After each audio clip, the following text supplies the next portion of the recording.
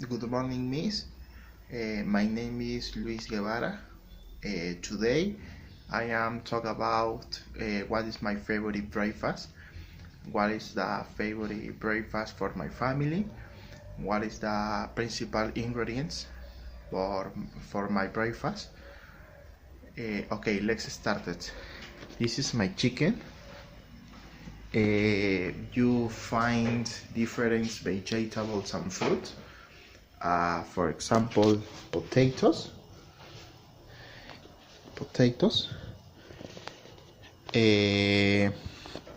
egg, many egg, and fruit. We like to banana.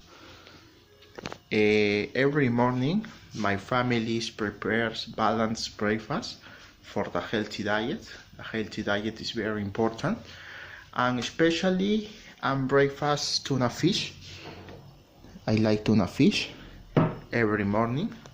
This is my refrigerator where my mom keeps meat, milk, fish, and different vegetables. I'm going to running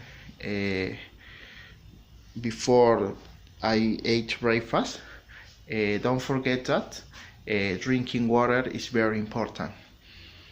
Okay, that's all. Goodbye, Miss.